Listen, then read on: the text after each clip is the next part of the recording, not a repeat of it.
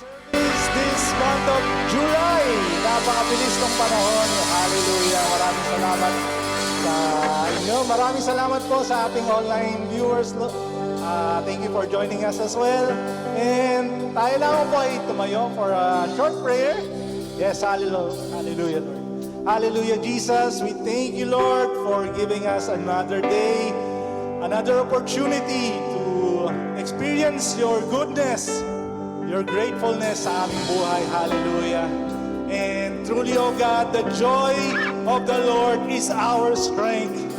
And thank you, Lord God, for sustaining us throughout this week.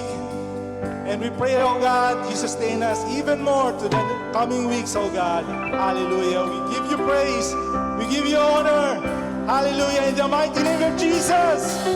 Amen. Let's declare this. Hallelujah. Sigaw mo natin. Your grace is enough. Sa mo, your grace is enough. Hallelujah. We declare this over our lives, oh God. From the mountaintops to the valley. Hallelujah, your grace is enough.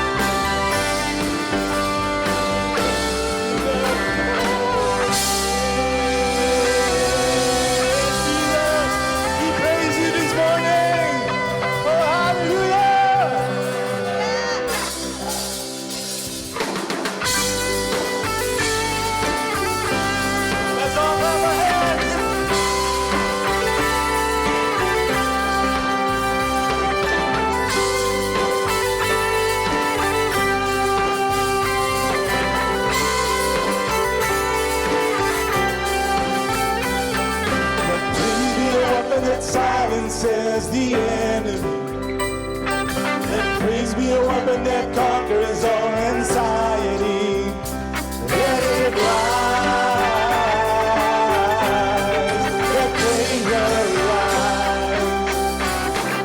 We sing your name in the dark and it changes everything. We sing with all we are and claim your victory. Let it rise.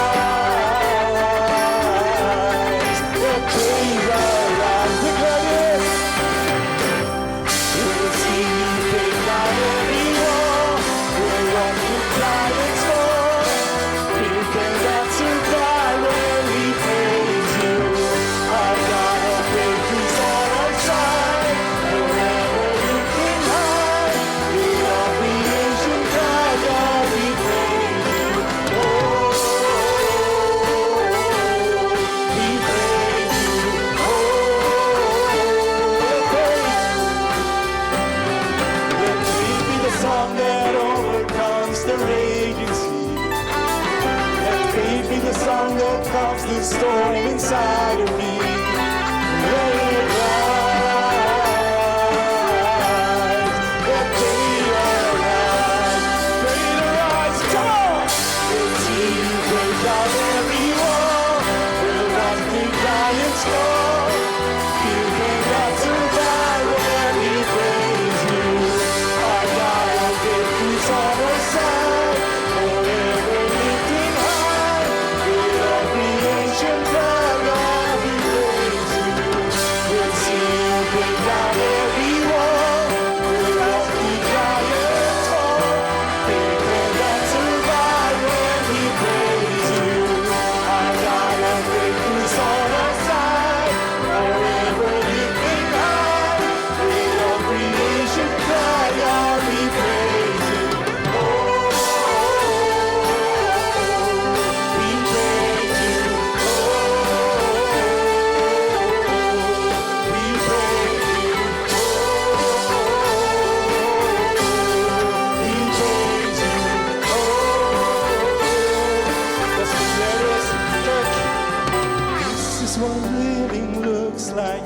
This is what freedom feels like. This is what heaven sounds like. We praise you, we praise you. This is what living looks like. This is what freedom feels like. This is what heaven sounds like. We praise you, we praise you. This is what living looks like. This is what freedom feels like. This is what heaven sounds like. For the last time, hallelujah, this is what living looks like. This is what freedom feels like. This is what heaven sounds like. We praise you, we praise you. We'll see you break down every wall. We'll walk through giants fall. We cannot survive when we praise you. Our God of victories on our side. Forever lifting high. We all receive it for the last time we see. We'll see you break down every wall. We'll walk through giants fall. We cannot survive when we praise you. Our God of victories on our side. Forever lifting high. With all creation cry, God, we praise you. Oh, we praise you. Oh, we praise you. Oh, we praise you.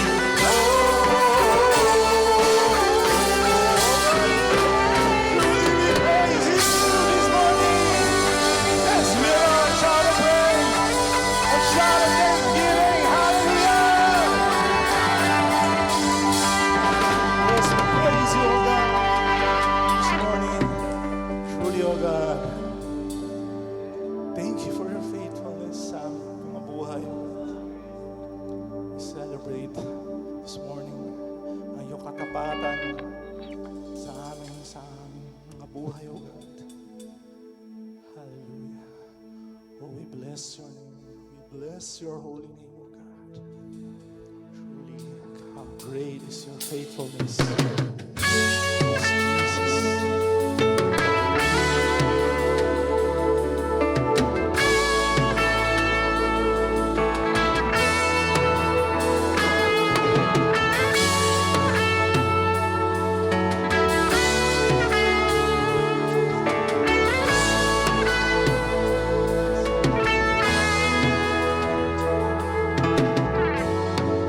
From rising sun till kingdom come, your faithful love is unfailing. Though shadows turn and tempests turn, still you, oh God, are unchanging. Through every eye, I will recall my hope is Jesus. Great is your faithfulness. Great is your faithfulness. I lift my eyes, I won't forget how great your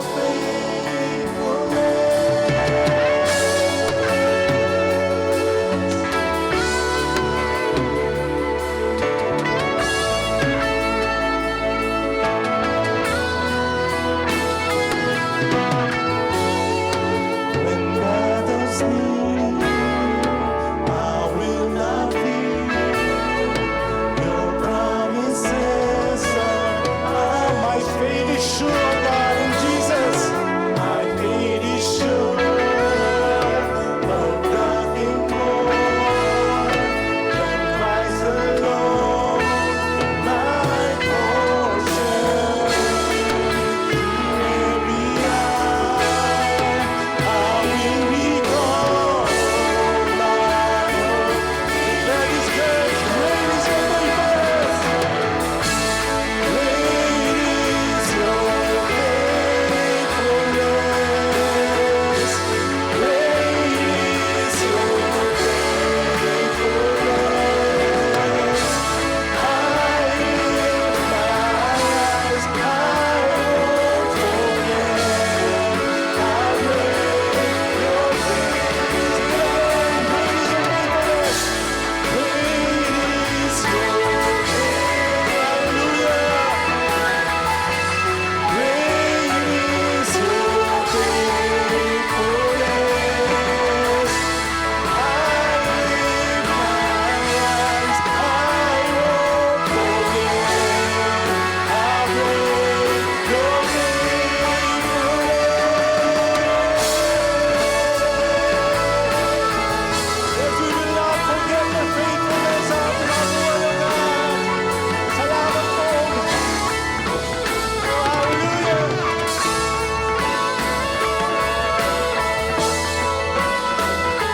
lahat ng pagkakataon mo, God, tunay ka at tapat. There'll be a season for joy and weeping in everything. Our God is faithful.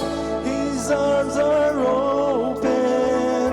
I will come running now and always. Our God is faithful. There'll be a season for joy and weeping in everything. Our God is faithful. His arms are open. I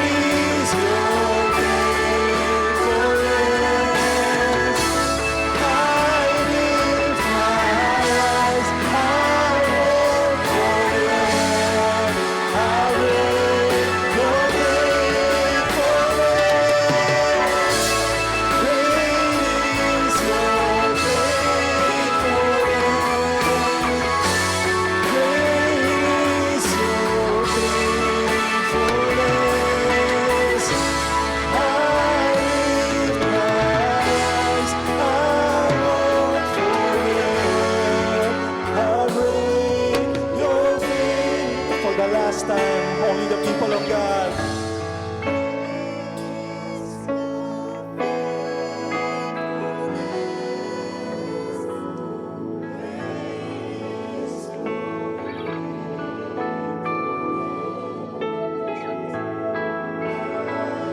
Lift my eyes, I will not forget how great your faithfulness.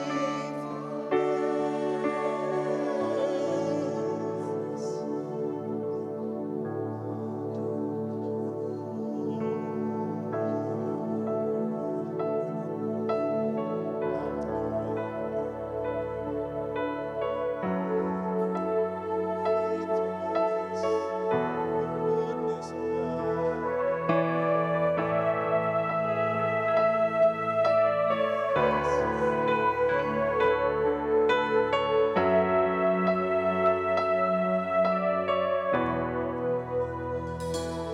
Be still, there is a healing. His love is deeper than the sea. His mercy is unfailing.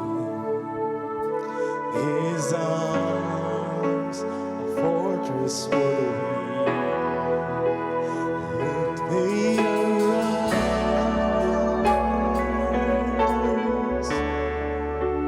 Let me arise.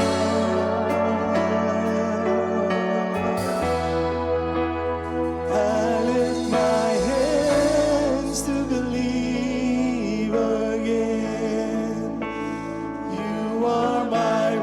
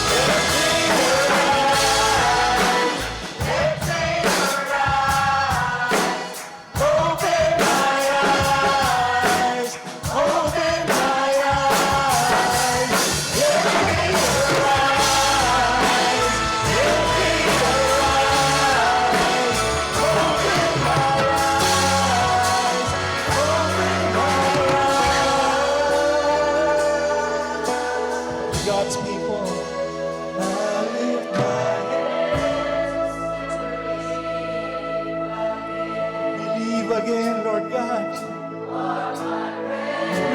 We have done it before. You are doing it now. And you will do it again. Hallelujah. You are faithful, God, forever. I lift my hands to believe again. You are my refuge, you are my strength. As I pour out my heart, these things I remember. You are faithful, God, forever. So faithful.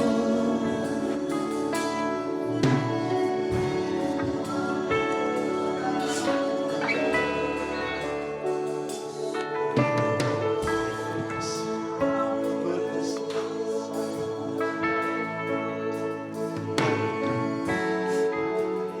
Hallelujah. Sige po, ulitin po natin yung chorus. And this time, intindihin po natin ang bawat salita na ito. I lift my hands to believe again. Lift up those holy hands. My refuge, you are my strength. As I pour out my heart with tears, I remember you are faithful, God, forever. I lift my hands to believe again. You are my refuge, you are my strength. As I pour out my heart with tears, I remember you are faithful, God, forever. Yes, sir. Hallelujah. You are faithful, O God. You are faithful. And that's sa period, Panginoon. Even what we have, what situation we have, O God, you are still faithful, O God. Kami nangihina, pero kalakasan mo ang iyong binibigay sa amin. Salamat lang, O Diyos. Ganyan mo kami kamahal. Ganyan mo kami kamahal. Salamat lang, Panginoon. Dalangin lang po namin. Hindi kami lalabas na mahina. Hindi kami lalabas na hindi na-encourage. Lord, dalangin ko po, Panginoon, na aking mga kapatid na makikinig, Panginoon, masalo lang nila po ang iyong salita. Your comforting words, encouraging words, O God, na magpapatatag sa kanilang faith, O God. Patuloy nga, O Diyos, na itago mo lang po ang iyong servant, Panginoon. Balutin mo lang po ako ng iyong dugo, Panginoon. Sa lahat, sa every word that I will speak today, O God, maging rema po sa puso ng bawat isa, Panginoon. Maraming pong salamat sa iyong mataas na papuri, pagsamba, at pasasalamat sa matamis na pangalan ni Jesus. Amen and amen.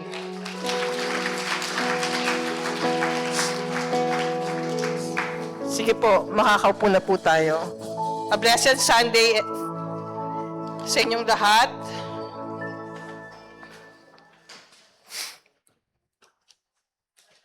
Sige po, komportable na po ba tayo? Ako hindi. Okay. Sige po. Um, ang topic for the month is the women of the Bible. And sa lahat po ng pinili na women of the Bible, mapapansin niyo po, alam ko hindi kayo nakipagkapi sa kanila. Kasi from day one, si AXA, hindi po yung insurance hindi nabasa natin yon for the brethren na nagbasa from Genesis to Revelation, nabasa niyo yon. And yet, nalampasan niyo lang. I mean, hindi siya parang okay. Oh, thank you, Tong. Si AXA, tapos si Bitaya, kinuha siya di ba, kinuha niya si Moses. Pero it doesn't ring a bell kasi nakakalimutan natin. Ang hirap pronounce, di ba? Si Lydia lang yung madali. Di ba? Ito ang binigay sa akin, mahirap i-pronounce. Okay, ang pangalan niya is si Jehosheba. Iba siya. Okay. Okay. Sige po, yung title ko po is Courage Over Crisis Leads to the Royal Promise. Kaya makita nyo po sa aking slide, actually hindi naman siya yan, kinuha lang sa web. But this is the parang replica. Hindi po si Mona Lisa yan, Okay, replica ng isang babae na may hawak na infant. Okay? Mukha siyang si Mary, pero hindi po.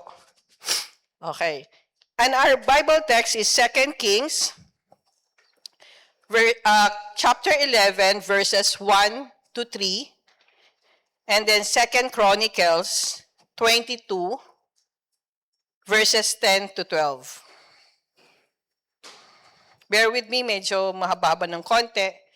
Okay, in 2 Kings 11, verses 1 to 3, when Athaliah, the mother of King Ahaziah of Judah, learned that her son was dead, she began to destroy the rest of the royal family. So, uso na ang massacre nun. Okay?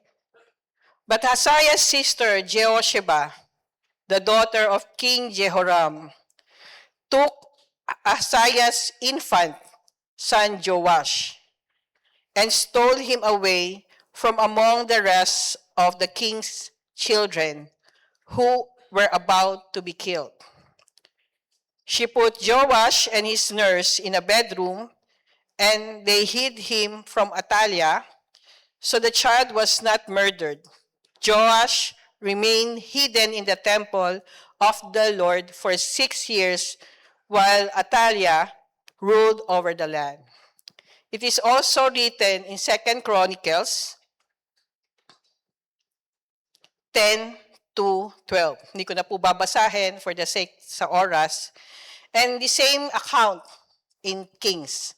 We know that Chronicles is like a diary. Okay? Then, to know Jehosheba, let us learn the family background.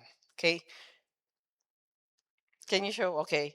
So, makita nyo po yung screen dyan. We know that Israel was divided into two. Israel and Judah. Okay? I leave it to you na kung bakit. Okay? Para magbasa naman tayo, no? Maganda po basahin yung history. Alam ko po, pagdating nyo po ng Numbers, hilong-hilo na kayo. Kasi yan, di ba? Tsaka ang hirap pronounce, di ba? Okay. Pero po, as you learn, mayroon talaga, yung genealogy, hindi siya, basta lang nilagay. Kung anak ni ganito, anak ni ganyan. Meron pong bearing yun. Hindi lang po natin siya dinidibdib. But you can get something from it. Amen? So in Israel, there are two women that was mentioned in 2 Kings. Okay? Sino yon? Si Athaliah at si Jehosheba. Okay? Si Queen Athaliah is the daughter of King Ahab of Israel and Queen Jezebel. Aha, okay. Kilala niyo ba sila? Si Ahab at si Jezebel. Sino po si Jezebel? Popular si Jezebel. Hindi po yung hindi po yung may buntot. Okay? Yun na agad naisip natin. Ano? Okay. Sino po si Jezebel? Yun yung nagpapatay kay di ba? Sinusugod sino? Si Elijah. Okay. Queen Athaliah is married to King Jehoram of Judah. So if you can see, Israel and Judah, it was split. Pero at the middle, you can see that there was an alliance happen. Kasi si Ahab at si Jehoshaphat nagkaroon ng alliance. Ang award ni Jehoshaphat para lang magkaroon ng alliance is to give away anak ni Ahab na si Athaliah to Jehoshaphat's son. And that's Jehoram. Okay? Kaya nakita mo yung equal sign. Diba? Parang diagram lang ng flow ng program. Okay.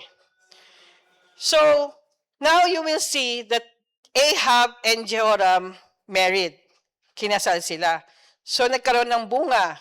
And that's King Ahaziah. Oops! So, anak pala ni Jehoshaphat, anak pala ni Athaliah si Jehoshaphat? No. Kaya pag nakita mo po yung diagram, nakaturo lang po kay Jehoram. Okay? Si Jehoshaphat. Si Jehoshaphat, hindi sinabi na, name kung sino yung nanay niya. Walang sinasabi, hindi binanggit. But, she's a daughter of Jehoram. Ang ibang version ng Bible, Jehoshaphat is Jehoshaphat. Beth. Ang hirap pronounce kaya Jehoshaphat na lang. Mas gamitin na natin yung sa NAIB tsaka NLT. Okay? And Jehoshaphat is married to, ito na sabi niya, napapakamot na kayo, no? Is married to Jehoiada. Jehoiada that time is the high priest of Judah. Okay. So, inaantok na ba kayo? Parang lang po to, telenovela. Okay. King Ahaziah has multiple sons actually. Pero ang nabanggit lang doon si Joash. Okay. So, marami siyang anak. Okay. Jehoshaphat is the daughter of, again, King Jehoram of Judah. Her mother was not named. She is a Judean princess, married to the high priest of Jehoiada.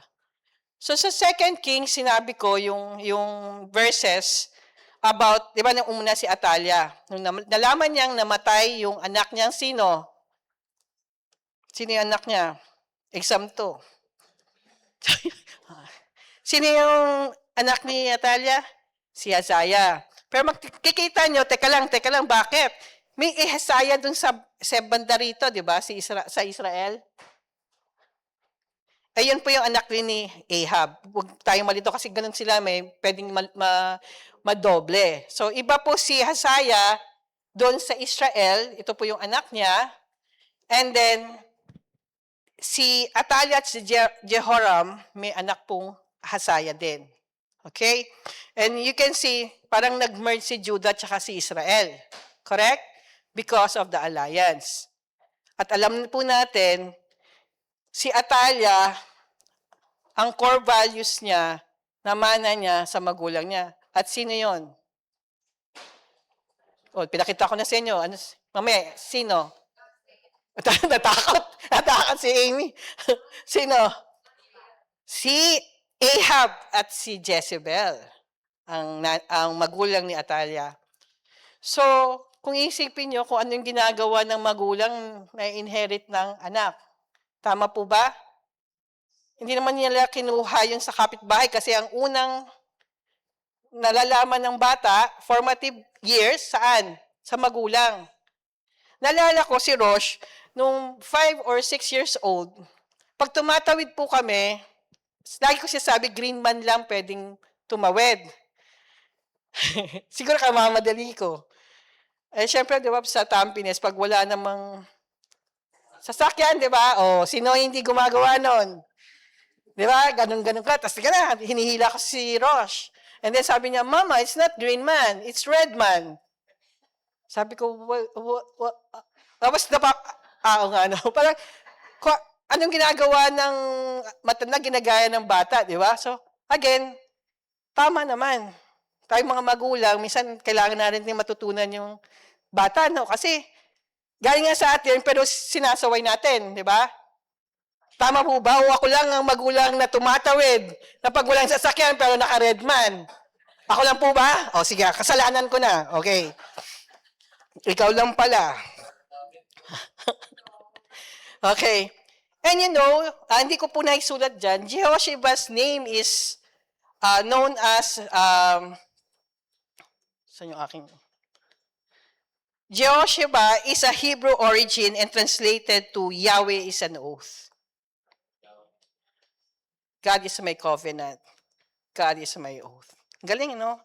So kayo, pag nagpangalan kayo ng anak nyo, isipin yung mabuti, ha? Hindi yung laging yung merge ng dalawa. Merge ng nanay, tsaka tatay. So, sabi mo, ano nga? Sabi niya, si Rothschild, saan niyo mo kinuha? Alam ko yan. Kala niyo ba?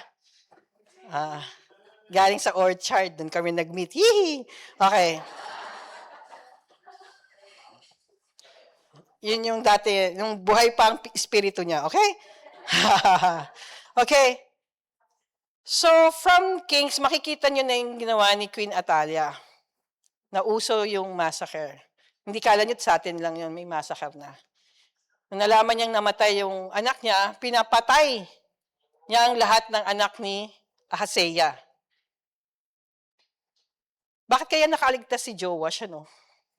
Hindi siya nag-census kung ilan yung anak ni Ahaziah. Pero, you know, there's no coincidence. God intended Joash to be rescued. And he was an infant. Ang range ng infant is from birth until 1 year old.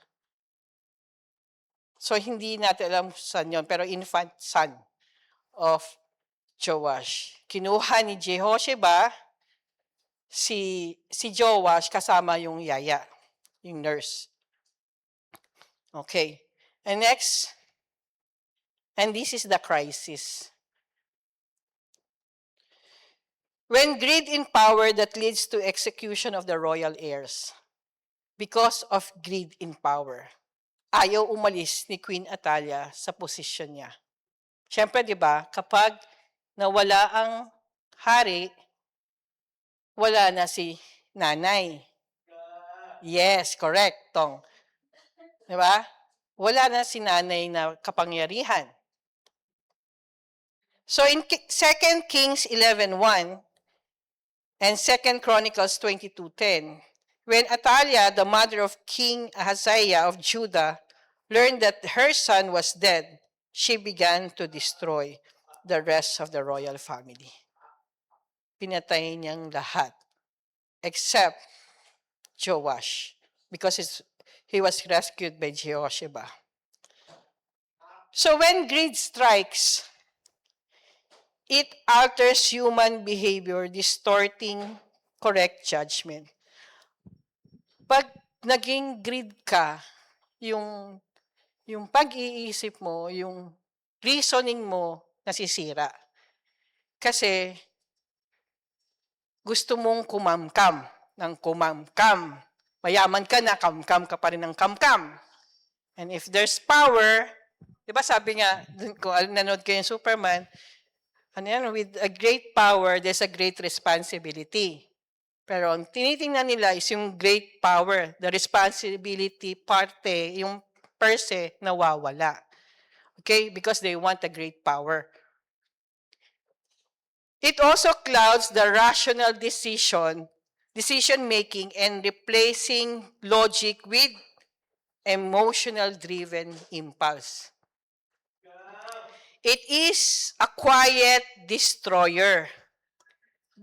Blinding compassion resulting to devastation of others or even yourself. So, si Asaya, yung mga si Atalia, anak ni Ahaseya ang pinatay. Kung anong tawag ni Atalia sa mga anak ni Asaya? Anong tawag ni Queen Atalia sa mga anak ni Ahaseya? Anong relasyon? Apo. Imagine, apo, pinatay mo. Just because of greed. Nawawala na ang reasoning, nawawala na yung compassion to think na kadugo niya. Kasi anak ni Ahaseya. Ganon pag pumasok ang greed. And we know that hindi tayo sa Pilipinas na lang, sa Pilipinas na lang, yung flood control, di ba? Nakakaiyak. Ganon ang nangyayari sa greed. Sabi nga ni Pastora Elsa, hindi naman tinuro ng magulang sa anak niya na maging selfish. Di ba? Anak, meron kang bagong laruan. Wala namang sasabi magulang na, sa'yo lang yan, ha? Huwag mo i-share sa pinsan mo, sa kalaro mo. May magulang bang ganon? Ba, ano yung lagi nang sinasabi? Anak, share your toys, di ba? Pero ano nangyayari after mo umalis? Di ba nag-aaway na? Kasi yung akin. Yung kanya, akin. Tinuruan ba natin yon? Hindi. And yet, ganun ang bata. Kasi may innate na sa bawat isa na meron tayong greed. The problem is how you handle it. Bata pa lang, kasi hindi naman niya alam eh. Okay? Pero kinares mo, pag inalagaan mo si greed, hanggang sa paglaki mo, mas lumala. Amen? Tahimik tayo. Okay. Warning about greed. In Proverbs 15:27, sinabi dito, the greedy bring ruin to their households, but the one who hates brides will live. Totoo naman. Proverbs 28:25. The greedy stir up conflict. Yes, kakasabi ko lang. But those who trust in the Lord will prosper. Luke 12, verse 15. Then he said to them, watch out. Be on your guard against all the kinds of greed. Life does not consist of abundance of possessions. Kasi yung buhay natin, binibase natin kung ano meron tayo, di ba? Pag may iPhone 14 ka, may lumabas si 15. Tapos gusto mo pa rin si 16, 17, 18. Ano pa? Hanggang sa yung, alam mo yung camera, nang iniisip ko, paano pag iPhone 30 na, ang dami ng bilog siguro, no? Naging bubble. Diba? Yung kapitbahay ko, merong 55 inches. Di ako papayag, meron 60. Diba? We have that kind of attitude. Tanatawanan natin, pero totoo. O si sister, naka-branded, signature t-shirt. Pinirmahan lang naman pala. Gusto mo rin, meron ka rin. So, nagkakautang-utang ka para to buy luxury things. At tawa-tawa tayo, pero that's greed. Hindi tayo nakokontento. Wala pa tayo sa kay Jehoshua. Naano na kayo, no? Okay. Next. Then we go to Jehoshua. The courage over crisis. Jehoshua is a woman of courage. In 2 Kings 11:2 and 2 Chronicles 22:11, but Ahaziah's sister Jehoshua, the daughter of King Jehoram, took Ahaziah's infant son, Joash, and stole him away from among the rest of the king's children who were about to be killed. She put Joash and his nurse in a bedroom, and they hid him from Athaliah till the child was not murdered.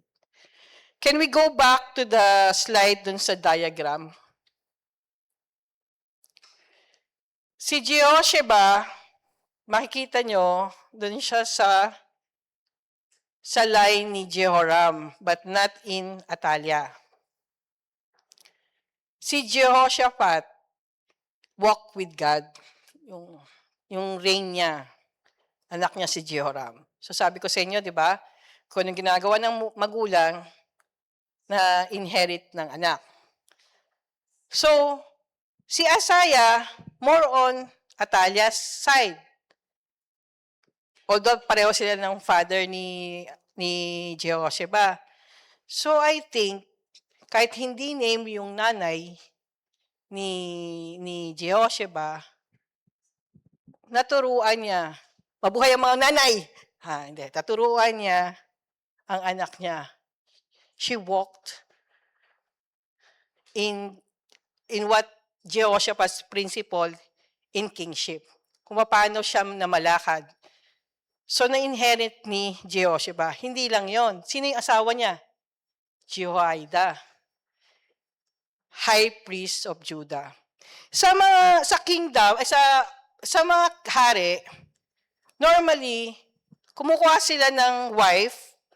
Minsan, parang napapanalunan nila eh. Hindi, reward sa kanila. Like, what happened to Jehoram?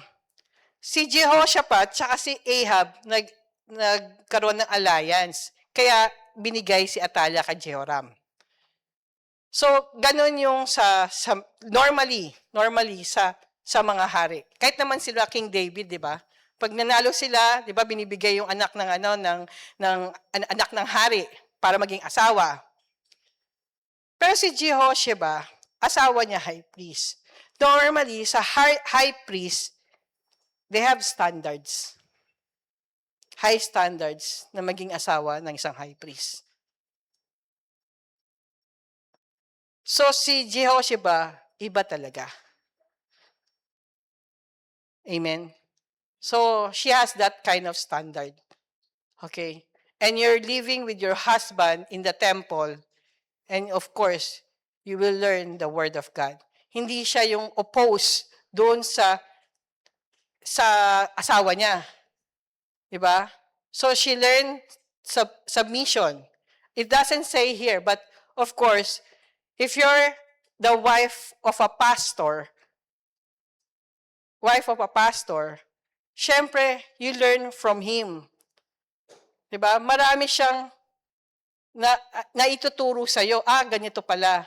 So, nai-inherit mo yung character ng asawa mo sa core values mo. Okay? Aside that core values came from her parents as well. Amen? Okay, back to the slide. The next slide.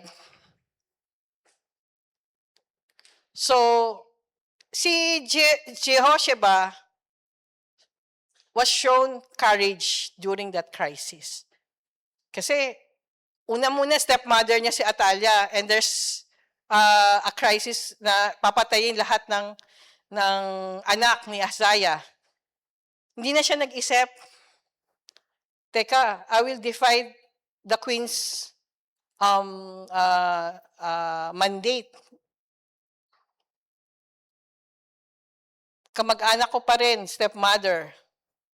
And yet, hindi niya na naisip, pwede siyang makulong, pwede rin siyang mamatay.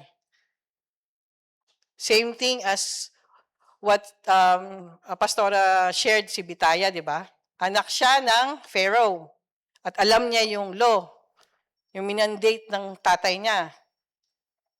And yet, tinago niya si Moses.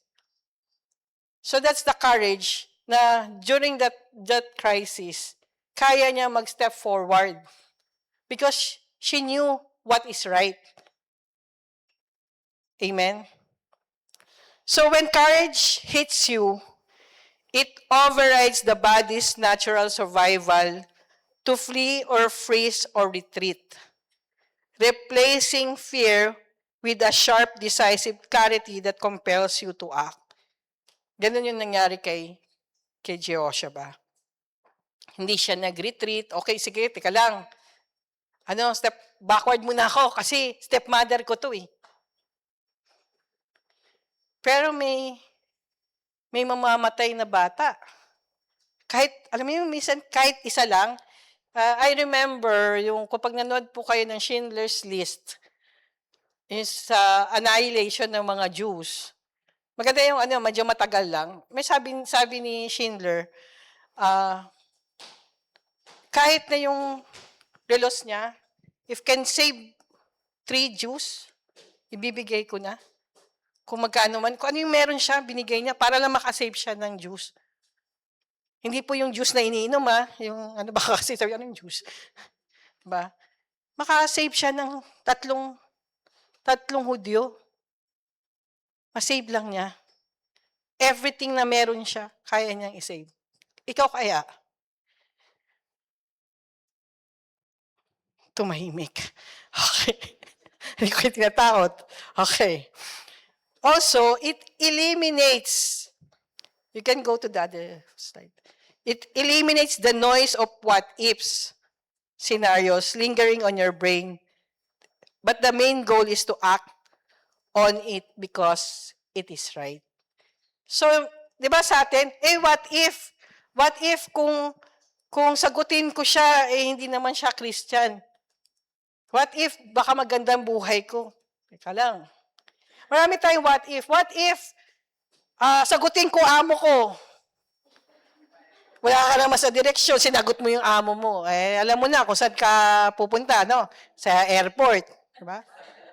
Mabuti kung sa airport, kung makakulong ka. Diba? When there's a courage, then you know it is right. Kahit kasi Hoda na makulong ka, you speak what is true. Gagawin mo. Wala nang what ifs. Gagawin mo na lang. Kasi alam mo, sa puso mo, tama ka. Kasi you have these core values. Alam mo yung tama at mali. Lalo na kapag may relasyon ka sa Panginoon. And Jehoshaphat has that. Why? She knows the Lord. Kahit nung bata pa siya. Hindi sinasabi, but from the diagram itself, you can see. Diba? If your backup is God, sino pa ang pwedeng kumalaban sa inyo? Mga ibang tao, mga Pilipino, mahilig tayo sa backer no? Ito si ganito, si ninong ni ganito, ni ganyan. Kilala ko yan. Pag pwede kitang ibigay. Because of the backer. Kung ang backer mo si Lord, ewan ko lang. Matigil sila. Diba? Also, when courage hits you, it magnifies, again, the core values within you. Kasi meron ka na nabuo na. So, pag dumating yung courage, ima-magnify lang yung meron ka. Ito yun. So next. At that moment of courage, Jehoshaphat was aware of potential risk and consequences.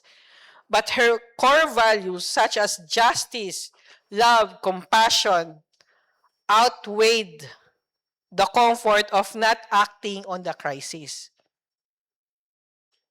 As the daughter of King Jehoram, but also the wife of the high priest, Joiada, she was caught between the wicked royal house and the temple.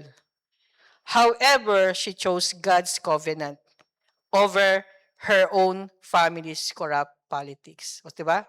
Puso ng corrupt. Next. the coup. As we know in 2 Kings 11:3, 11:3 and 2 Chronicles 22:3, Jehoshaphat managed to hid the child Joash inside the temple for 6 long years. And this required immense coordination and absolute secrecy and great planning alongside her husband. Mantakin mo, syempre, tinatago mo yung anak ni Hazaya. At during that plano na kinuha mo na yung bata, tinago mo, paano mo siya isisikreto? Diba? Siguro may mga chismosa na rin noon, ano? So, you should plan it. Diba? Hindi siya lang basta, ito, nandito na yung bata, so paano? And normally, well, yung iba, diba, pag meron kang ginagawang masama, ayaw mong pumunta ng temple, ayaw mong pumunta ng church. Teka lang, may ginawa ako eh. Parang, siyempre, siguro, well, sa aking opinion, si Atalia, ikaw ba magdidare ka pumunta sa temple? Then you're a Baal worshiper. Diba? So, it's very, parang, yun yung magandang solusyon na itago niya yung bata sa temple. Kasi hindi pwedeng pumunta doon eh. And we know that there's some requirement before you go to the temple. Jehoshaphat's courage behind the scenes intervention ultimately allowed her husband to stage a successful coup. They revealed the hidden prince crowned Joash as the rightful king and Queen Atalia was overthrown.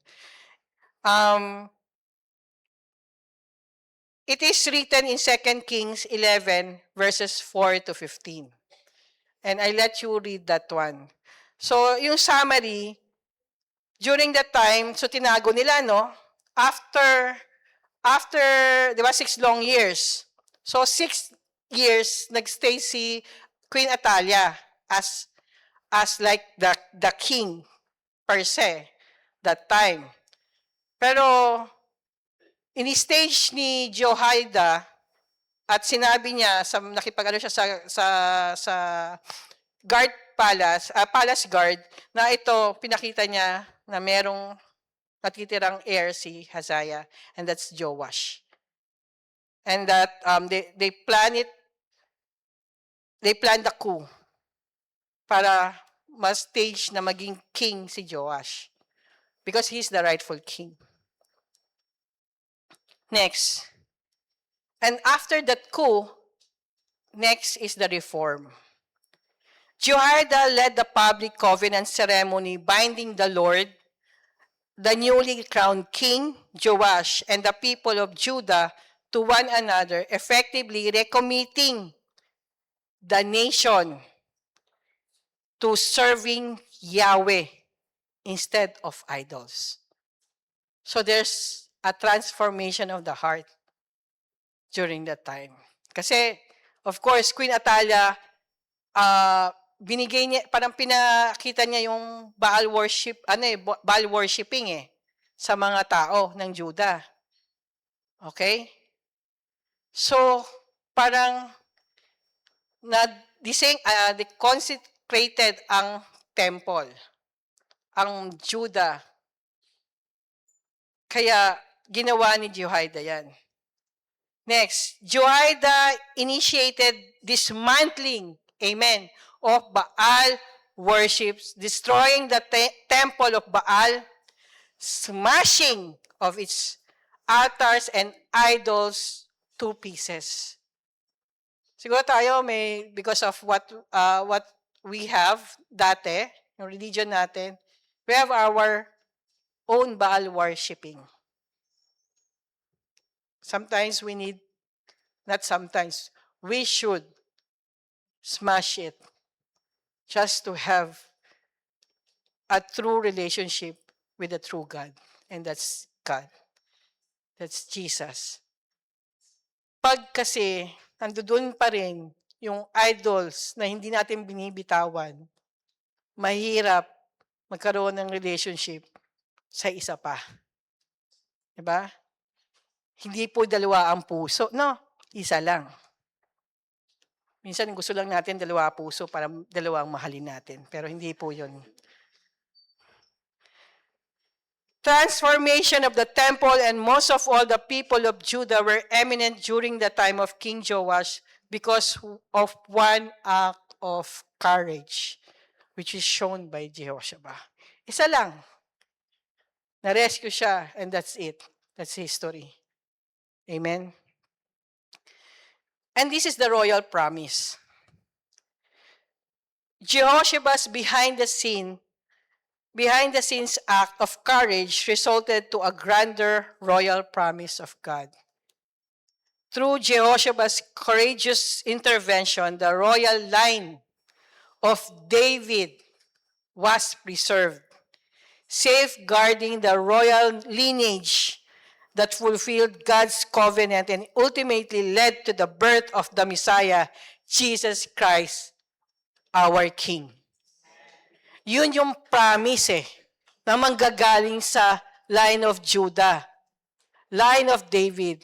Kung even in the very start, sa Garden of Eden, yung serpent, si Satan, through the serpent, gusto na niyang tanggalin yung plano ng Panginoon. Haller, hindi siya powerful, wala siya the capability to know what is the plan of God. Diba? O siya, naging successful siya kay Eva. Hinatian si Adam. Kala niya tatapos na siya. Hindi pa rin. Kasi may plano ang Lord. Again, ginamit si Atalia ni Satan para maputol yung promise. And yet, hindi pa rin siya nag-succeed.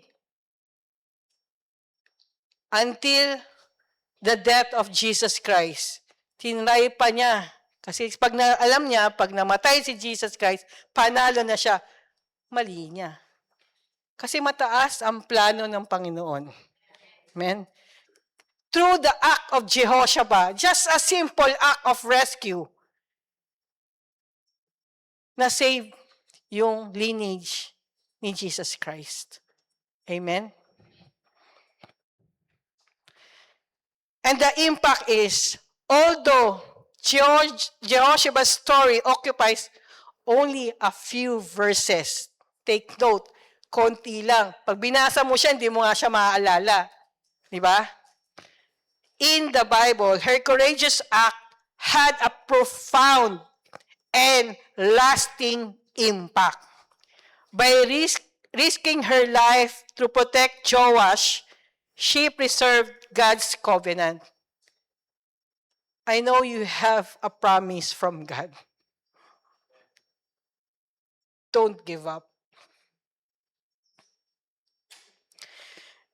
God often works through acts of faith carried out quietly by ordinary people behind the scenes. Many never realize that their simple acts of obedience and love are woven into the grand design of God's greater purpose and plan. Meron kayong ginawa na simple lang, pero hindi nyo alam. Yung tinulungan nyo, yung na-influence nyo, presidente rin na pala ng Pilipinas. Wow, di ba? Pero hindi naman nila alam na kasama ka doon sa Pero nakakataba ng puso because God uses you. So wag tayong mapagod to influence others. Just a simple act. Conclusion, yes, sabi nila. The courage over crisis is the deliberate decision, intentional decision to stand firm in faith and respond with courage when fear, uncertainty, and adversity arise. As you trust in God, He shapes your character and strengthens your core values through His Word and the people He places you in your life, empowering you to move forward with confidence just as Jehoshaphat did. You have to stand unwavering on God's promises, confident that every hardship, challenge, and trial is a stepping stone toward His greater purpose, enduring peace, and the eternal promises He has prepared for you. Minsan kasi, pag na tayo ng takot, wala na eh, retreat na tayo. Kung you have a real relationship with God, and you have you have the promise na you can hold on, yung fear, yes, totoo naman natakot tayo eh. Ang tanong, saan mo i-aangkla yung, i-focus yung buhay mo? Doon ba sa fear o doon sa promise na meron ka? Kaya tayo dapat lagi nating intindihin, lagi natin iisipin yung promise ng Panginoon. Kasi it will dispel all fears eh. Mahirap ang buhay ngayon. Lalo na pag lagi kang tumitingin kung ano exchange rate. Iniisip mo, yes, ang taas ng exchange rate natin. Pero hindi nyo alam, ang Pilipinas naghihirap. Paano natin tutulungan ng ating mga kababayan? Huwag na lang mga kababayan eh, pamilya mo. Susuko ka ba? Susuko ka ba para sa kanila?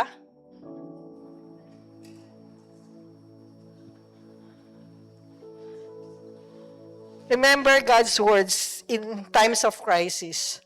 In Isaiah 54:17, no weapon formed against you will prevail, and you will refute every tongue that accuses you. This is the heritage of the servants of the Lord, and this is their vindication from me, declares the Lord. And in James 1, verses 2 to 3, consider it pure joy, my brothers and sisters, whenever you face trials of many kinds, because you know that the testing of your faith produces perseverance. And in John 16:33, kaya sinasabi ng Lord sa atin, He already overcome the world so that you have peace.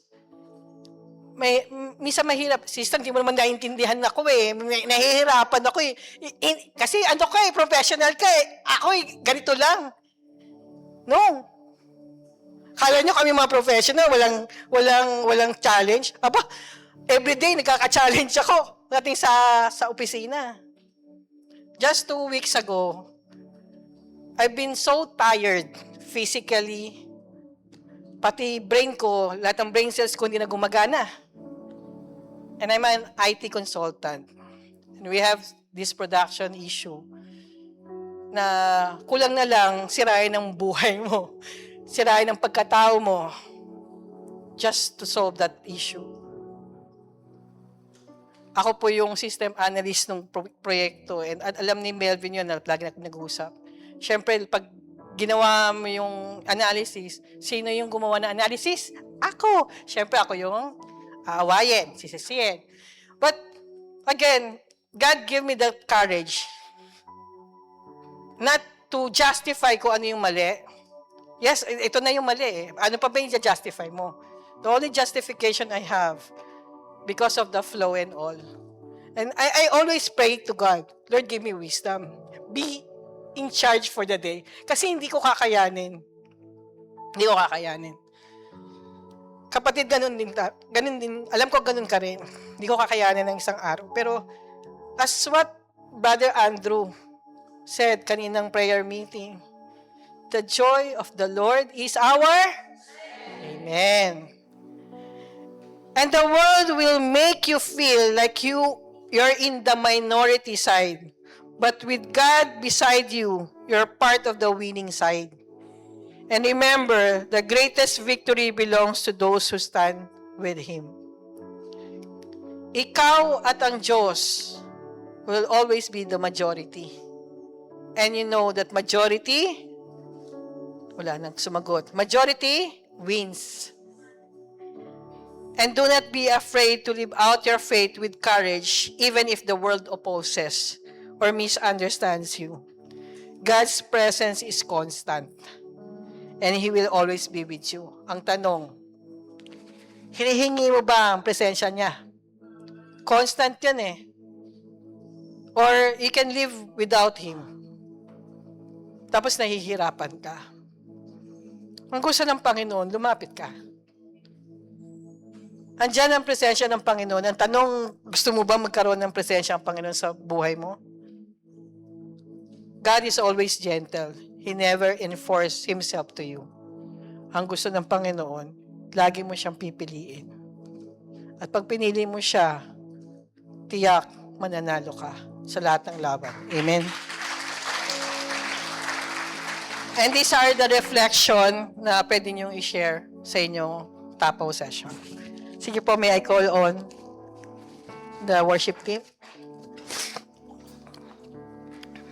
And there's a song, I Trust in God. In this world, pahirap na ng pahirap. Kung makikita nyo, di ba, kakaiba ng mga bagyo.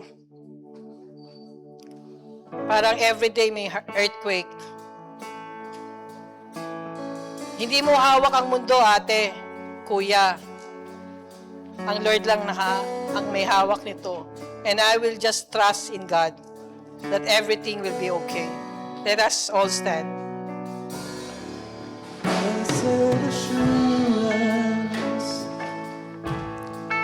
Jesus is mine. He's been my fourth man in the fire, time after time. Born of the Spirit, washes His hand.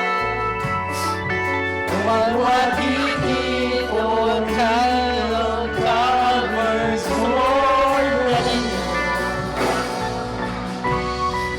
I trust in God, my Savior, the one who will never fail. He will never fail. Perfect submission, all is at rest. I know the author of tomorrow has ordered my steps. So this is my story. This is my song. Praising my risen King and Savior all the day long.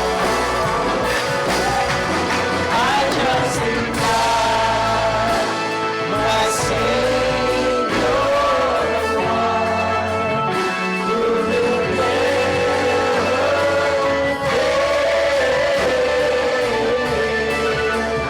He will never fail. We trust in you, Lord. I trust in God, my Savior, the one who will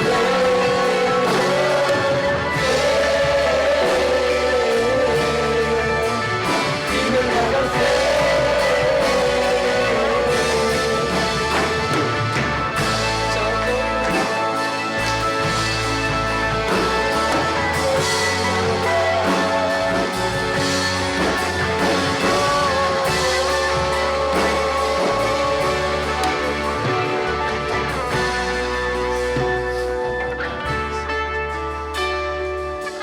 I sought the Lord, and He heard, and He answered. I sought the Lord, and He heard, and He answered. I sought the Lord, and He heard, and He answered.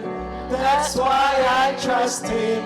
That's why I trust Him. I sought the Lord, and He heard, and He answered. I sought the Lord, and He heard, and He answered. I sought the Lord, and He heard, and He answered.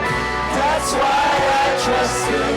That's why I trust Him. I sought the Lord and He heard and He answered. I sought the Lord and He heard and He answered. I sought the Lord and He heard and He answered. That's why I trust Him. That's why I trust Him. My Savior, the one who will never fail, will never fail.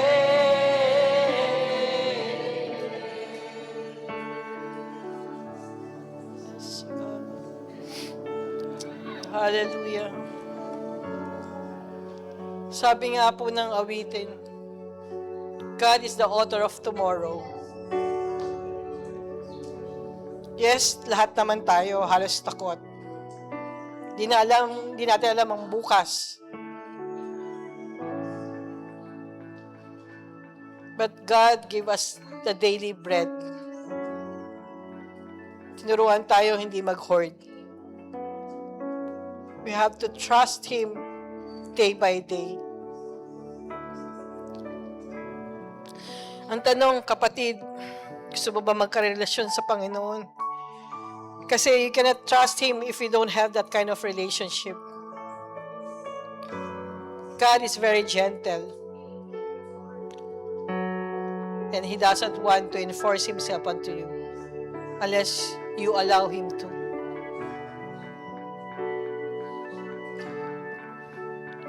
And we know we are in the last of the last days.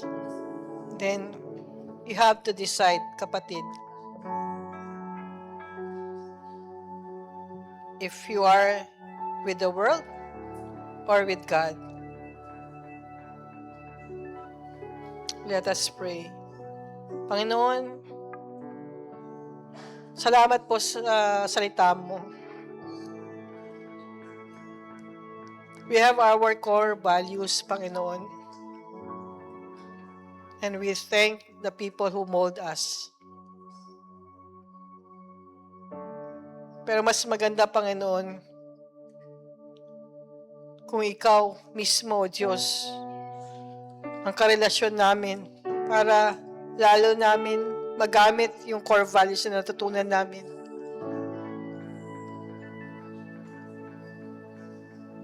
Panginoon, alam po namin mahirap na ang bukas. Ngayon na lang nahirapan kami. But you are a refuge.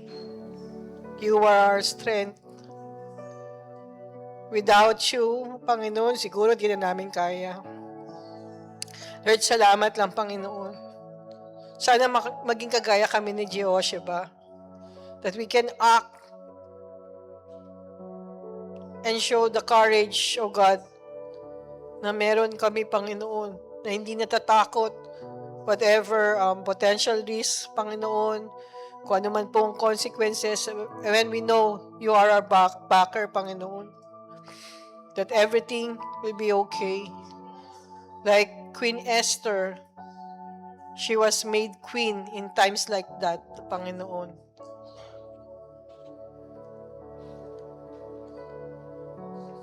Panginoon, sana po, dalangin lang po namin na mapakita namin, Panginoon, sa mundo na iba kami.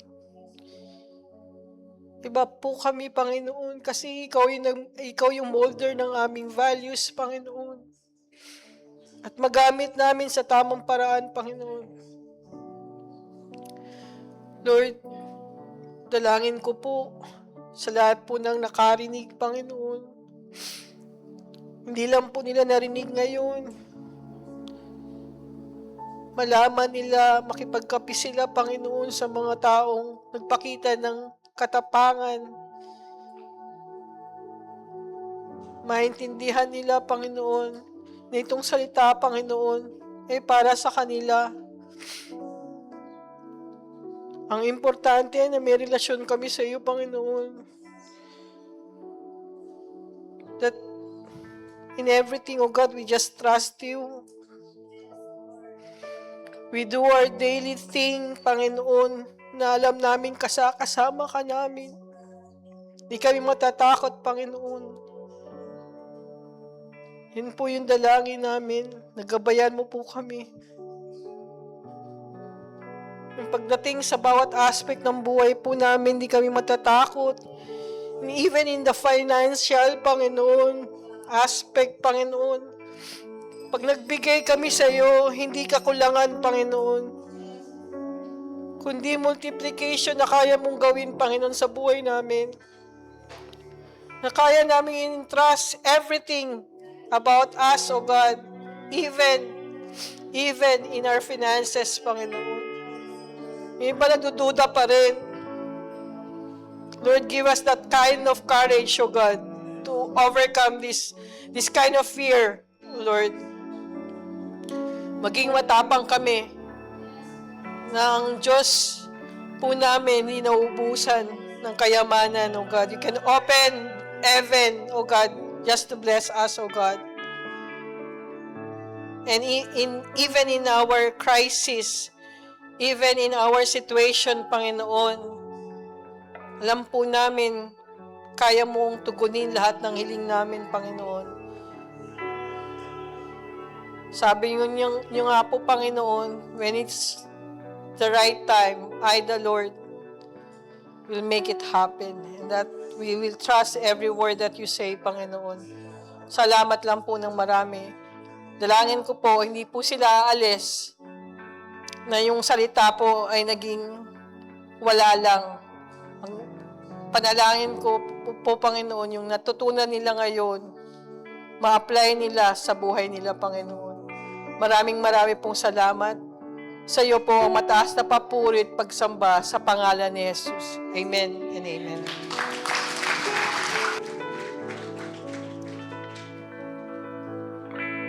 Amen. Praise God. Thank you, Sis Darren, for sharing a powerful and life-giving word of God with us this morning. Ayan, alam ko po, no, na everyone is blessed. No, at alam natin na marami tayong natutunan, marami tayong takeaway. Hindi lang si Eva, yung kilala nating babae sa Bible, no. Meron ng isa na dagdag, di ba? Si Jezabel. Ayan. Marami pa tayong matututunan, kaya attend lang tayo palagi sa ating mga Sunday service. So, isa sa mga takeaway na natutunan ko for Ate Darren sharing is yung choose courage over crisis, trust God's covenant, and He will faithfully fulfill His promises. No? So, kailangan po na sabi na kapag lagi nating pinipili na maging matapang at magpatiwala sa tipan ng ating Diyos, no? Tapat siyang tutuparin ang kanyang mga pangako ngayon at magpakailanman. Amen po. Ayan, sige po, may I request po yung ating mga first-timers to stand po, kung saan man po kayo nakaupo. Ayan, we will to welcome you po sa ating church family. Ayan, sige po, wag po tayong mahiya. So now po, we have 4 first-time guests. Ayan, salamat po at nakasama namin kayo this morning sa ating service. We hope po that the Lord will touch you and you experience the presence and love of God. Ayan, sige po, sama lang po kayo sa mga ushers. Ayan, bibigyan lamang po namin kayo ng konting token of appreciation. Salamat din po sa mga buhay ng mga kapatid namin na nag-invite. We pray na hindi po ito simula. Ito po ay maging patuloy na pagsasama natin sa ating gawain ng Panginoon. Amen? Sige po, let's proceed to the next act of worship, ang ating pagbibigay. Hindi po kumpleto yung worship natin sa Lord nang hindi po natin ito ginagawa. And before we give our tithes and offering, gusto ko lamang pong i-share yung scripture. At ito po ay mula sa 1 Chronicles. Ayan. 1 Chronicles chapter 16 verse 3. Give to the Lord the glory He deserves. Bring your offering and come into His presence. Worship the Lord in all holy splendor. Amen? So, giving our tithes and offering is an act of worship to our God. Sige po, alam ko po na ang bawat isa ay ready na, no? He deserves our worship. Kaya po, let's give our tithes and offering. Sige po, let's samahan niyo po ako na ipag-pray ang ating tithes and offering this morning. Hallelujah. Hallelujah. Hallelujah. Lord, salamat po, Panginoon, sa iyong katapatan, sa iyong kabutihan, sa buhay ng bawat isa, O God. Salamat po, O God, for the opportunity, Panginoon, this morning, na kami po ay makapagbibigay, may pagbalik po namin ang aming pasasalamat sa iyo through our tithes and offering, O God. Lord, we pray na ito po'y maging mabangong sa iyo, Panginoon, sa iyo, Panginoon, as we offer our worship to you, Panginoon. Patuloy lamang, Panginoon, na ikaw yung malubod, Panginoon. Lord, because we believe, Lord, that the joy of your heart is our strength, Father God. Lord, we thank you. We honor you, Lord. Alam ko po na ang bawat kapatid namin, Panginoon, ay nagbibigay of their luck, Panginoon, of their faith, Panginoon. Lord, we believe that you will continue. You are able to bless them, Lord, more than they can imagine, Father God. Lord, bless them, Lord, even their family that they are presented, Panginoon, even their employer, Panginoon. Bless po, Panginoon, mga kapatid ko, Panginoon, na faithfully, Lord, na magbibigay ng kanilang offering, Father God.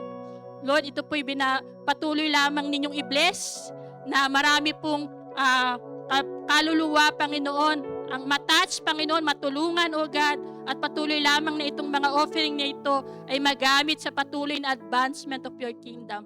Lord, we honor you, Panginoon. We bless you, O God. Thank you, Lord. In Jesus' name we pray. Amen. Ayan. As we give our tithes and offering, let's welcome the River of Life DG as they offering their worship to God through dancing. Ayan. Let's give them a warm of applause.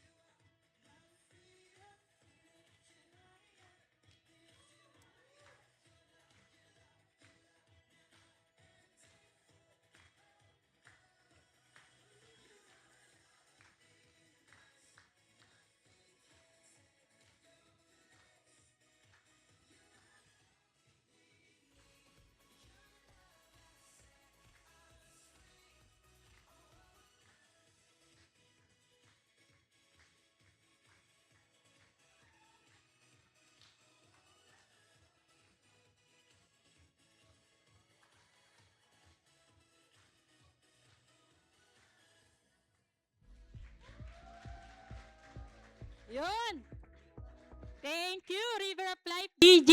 Ayan, sige po.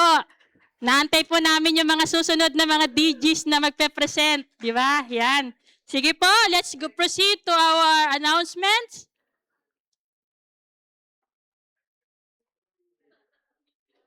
Ayan, sino kaya yung susunod, no? Kakaiba dati, yung mga special number dito, puro kante.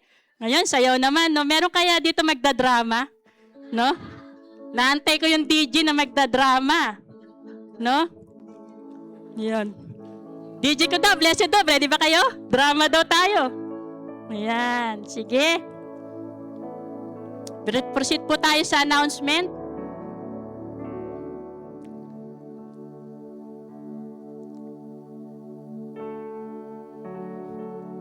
Baka pa ako lang hindi nakakakita eh. Kaya tumingin ako sa likod. Ayan. Ready ka na, pare? Ayan po. Ayan. Meron tayong gaganapin next month. Ano po yun? Jesus Reigns Ministry Singapore Camp 2026. Alam natin, pagka yung camp talaga natin, talagang ang bawat isa excited dyan. So, meron tayong yung day 1 po is yung August 7. Ito po yung magiging overnight natin, worship. Kaya po we encourage, overnight, night of worship lang pala. Gabi lang po, alas 8 ng gabi po siya nagsisimula.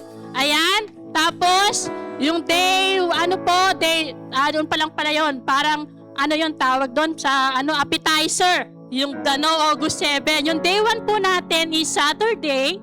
Gaganapin po yan dito sa church. August 8. Day 2, August 9, Sunday.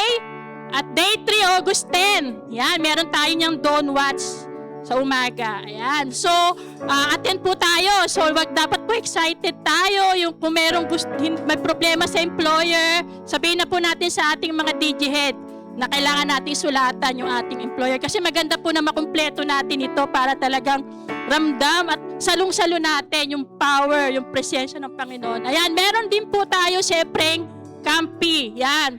Campi muna po tayo. Yan, $20 po sa pag-a-attend po based po sa araw ng bating atinan. Pag day 1 po, merong $20. Day 2, $30. Pag dalawang araw. Pag tatlong araw po kayong a-attend ko, kumpletuhin nyo, $40. At ito po ay include ng ating t-shirt, food, inumin, souvenirs. Yan po ang include ng ating campus. Ayan. So, meron po tayong t-shirt. Ayan. Include na po yan sa babayaran nating $20, $40 kung talagang kukumpletuhin natin. At yan po yung ating design ng t-shirt. Yung size po ng t-shirt natin is same po ng size nung nakaraang taon. Kaya po, tingnan nyo na po yung mga sizes ng t-shirt natin, no?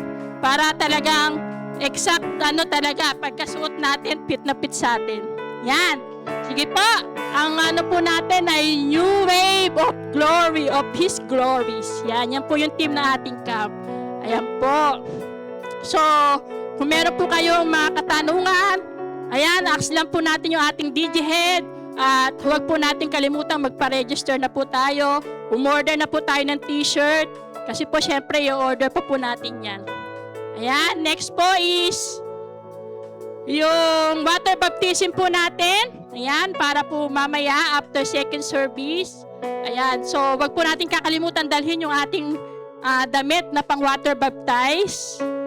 And i-coordinate na po natin sa ating mga DJ heads po yung ating gagawin at anong oras tayo aalis. Ayan po, next po is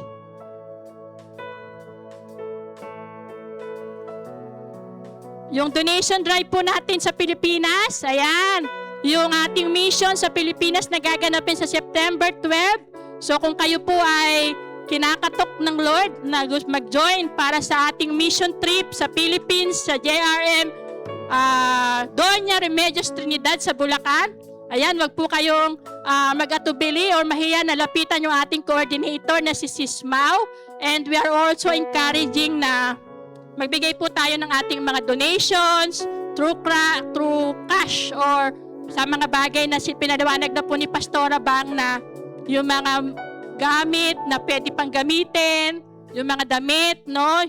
Yung mga other things na pwede nating i-donate dito sa church, na alam nating mapapakinabangan pa.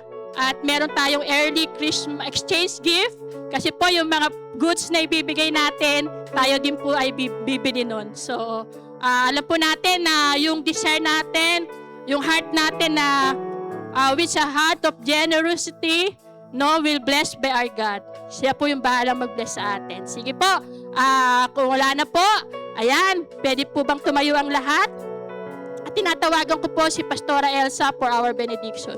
Ay, Pastora Bang for our benediction.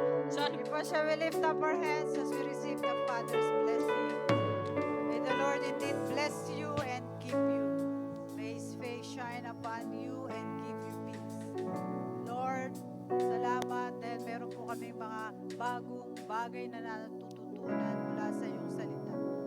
Hayaan nyo na bawat salita mo na aming pong tinatanggap, ito po ay aming ikabuhay, gamitin sa aming araw-araw po mabubuhay sa mundong ito. Alam namin, Panginoon, the world will not be easy, lalo pong magiging mahirap ang mundo.